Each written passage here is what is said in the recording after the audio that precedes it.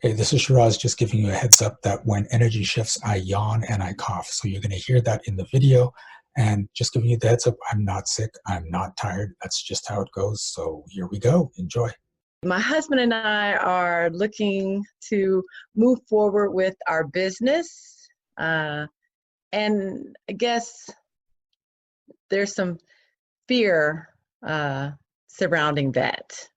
Okay. Fear of. Fear of being judged and fear of failure, failing. Okay.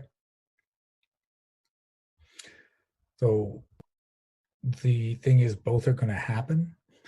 So it just comes with the territory.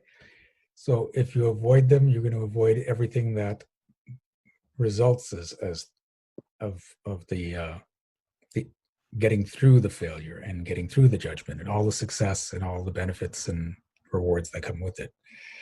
So you're going to get judged no matter what you do. Okay, whether you go forward or not, whether you have successes or not, people are going to judge you. That's just what people do. They judge. And we tend to think of judgment as a negative thing, but there's positive judgment out there too. So if your goal is to avoid judgment, your goal is to avoid everything. Okay. Mm. Now, there are three ways to handle judgment, and 99% of the population uses the first two ways. So the first way is to reject the judgment. And this is usually when negative judgment comes in, but some people do it with positive judgment. The people that say, if I say, oh, you're beautiful, and you're like, oh, stop it, I'm not so beautiful. That's avoiding judgment. It's avoiding positive judgment. But usually it's like, I don't really like you. Well, you should like me. I'm a wonderful person. That's avoiding negative judgment. And that doesn't work because you're pushing against the energy of the person that's judging you. And that never turns out well. Right? So it becomes a fight, and it's draining, and it stops you from doing certain things because you're trying to avoid these judgments or combat these judgments. So if someone gives you a judgment, don't try to fight back against it. But the other thing people do is they accept the judgment. And if it's a negative judgment, that's horrible, because if I say, man, you really suck, you're like, oh my God, you're right, I do suck. Why do I even try? I suck. And then you're not going to create anything. But it can also be detrimental if I give you a positive judgment, because if I say, Monica, I think you're perfect, and you say, oh my God, thank you, and you take that on, then it's not that you suddenly think you're perfect. You think that I think you're perfect. So you have to continue to try to be what I think is perfect. And you stop trying to be you. You're trying to be what I perceive as perfect. And that'll mess you up. Right?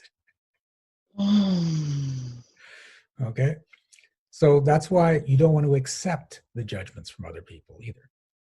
So you're not rejecting them, you're not accepting, which is what most people do. So you want to be in the sweet spot where if I say anything to you, you say, oh, thank you. You acknowledge that I've had that judgment of you, and then you just let it go by.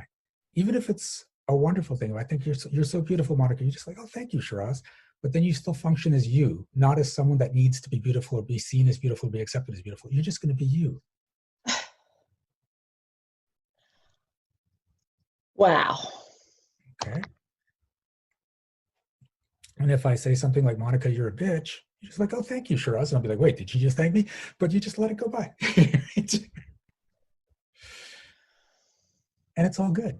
And you're in ease. And it doesn't matter what people think of you and how they judge you, because most of what is coming at you in judgment, if not all, is basically coming from who I am in my world, and that has nothing to do with you. I'm just expressing what's going on for me, and you're letting it affect you if you try to resist it or accept it.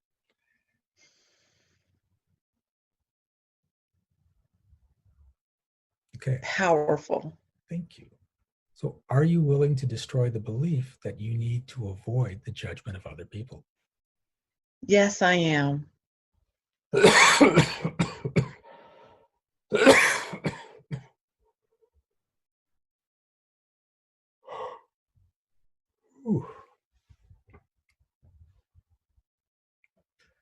Okay. Now let's look at failure. So it's almost similar. If you're afraid of failure, then the best way to avoid failure is to just not do anything, because then you don't get that sense, well, I tried, but I failed. But for me, the true definition of failure is just never doing anything. Because at least when I'm making the attempts, and even if they don't work out, I don't look at it as failure. I look at, well, now I learned that I shouldn't do that. And now I learned that I've got a block here. And now I've learned that I don't want to work with that person, until we get to a place where it's like, this is working. All right. And sometimes you get that success the first time, but very rarely is it on that first time. It's usually through these failure, success. And there's that one thing with Thomas Edison. I don't know if it's true or not, but I've heard it so many times. 10,000 times he learned, 10,000 ways he learned not to make a light bulb before he made a light bulb. Right? But that's how you want to be. Now, my only thing with failure is if you're getting repeated failure trying to do things, you want to examine, are you getting failure from what you're doing, or are you getting failure from what you're being? Because I've found if you shift a certain belief, then you can do the exact same thing and succeed at it, because the belief is what's stopping you, not the action. So are you willing to destroy the belief that you need to avoid failure at all costs? Yes, I am.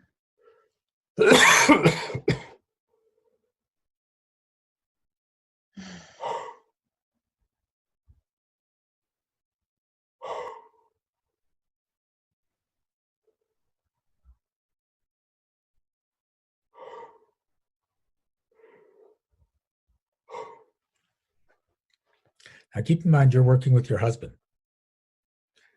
So you're shifting these beliefs. He may not be shifting these beliefs. So if this starts to come up for you, the first thing you want to ask is this mine, or is this my husband? Or is this someone else's? Whose story is this?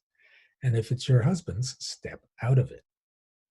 And the cool thing is, whoever's belief is stronger wins.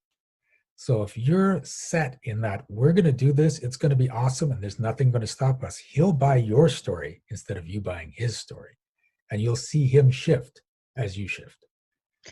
And it's really the other way around. It's he's at the higher vibration. It's usually me that's like, yeah. So Then, you're saying that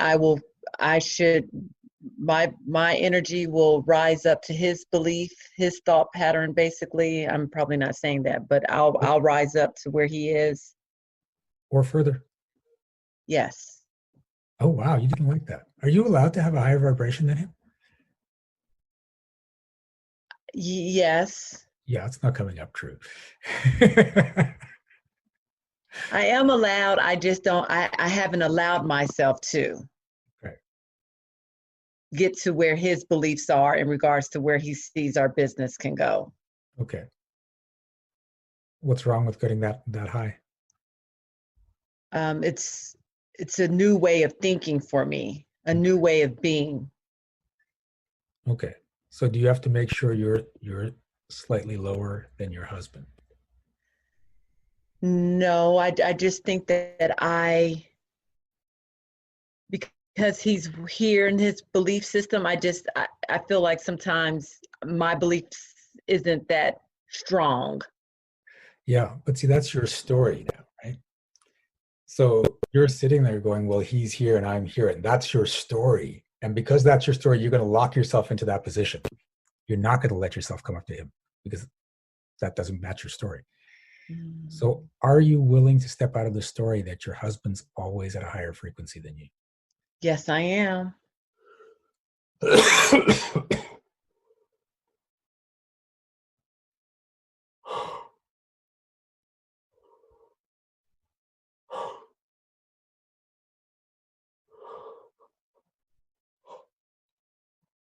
Oh.